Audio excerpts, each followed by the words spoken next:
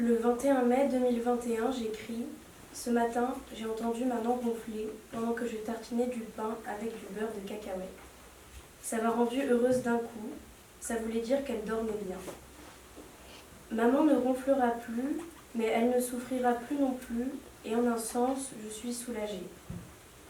Une fois, après une interminable journée d'examen, elle souffle « Il faut être en forme pour être malade ». Ça nous a fait sourire. Je me souviens très bien de cette phrase « Il faut être en forme pour être malade ». Je l'ai notée dans un carnet et soulignée au crayon à paillettes dorées. J'ai beaucoup écrit sur maman. Dès qu'elle est tombée malade, j'ai eu le réflexe de tenir des journaux de bord. Je tenais le journal de son corps. C'est devenu au fur et à mesure mon journal. Quelque part, chaque chose que j'écris prend racine en elle. Dans mes carnets, j'étais d'un optimisme innocent, mais salvateur. Un soir, je lui ai demandé quel était son conseil pour la vie. Elle m'a répondu simplement « ne pas trop s'inquiéter ». Elle avait appris à ne pas regarder trop loin, elle vivait au jour le jour. Je crois que j'ai toujours vu loin pour elle, parce qu'elle m'a laissé lui prendre la main et la guider. Elle se prêtait à mes jeux. Cette année, plus que toutes les années précédentes, j'ai réussi à la faire danser. J'ai adoré ça.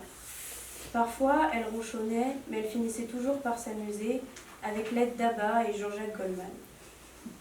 On a dansé dans sa cuisine, dans son salon, en étendant le linge ou bien assise sur le canapé face à la télé. Elle me dit « Je suis tout essoufflée, mais c'est bien. Il faut que tu restes pour me faire danser tous les jours. » Si je n'ai pas de souvenirs de ma mère en bonne santé, j'ai des souvenirs d'elle heureuse. On était vulnérables ensemble et on prenait soin l'une de l'autre. Et surtout, on s'aimait et on aimait les choses et les autres.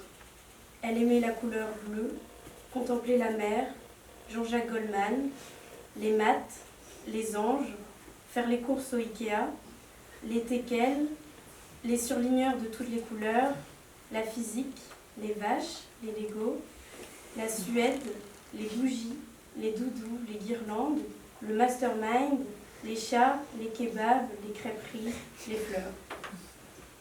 Elle était fière de Sophia et moi, et surtout elle savait être fière d'elle-même.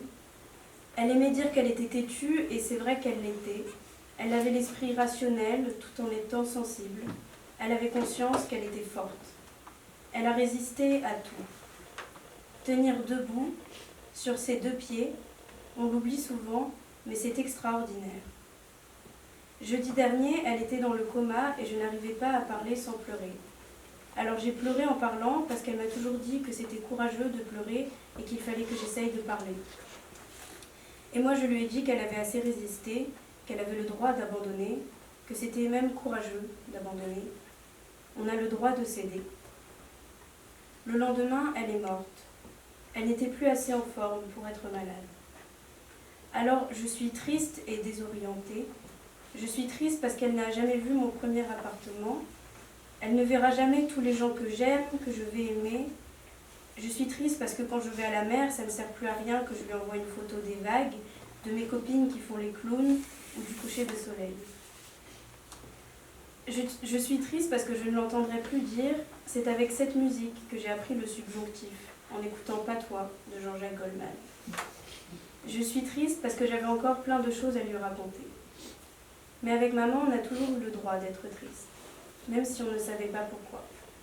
Elle nous prenait dans ses bras et nous caressait entre les sourcils.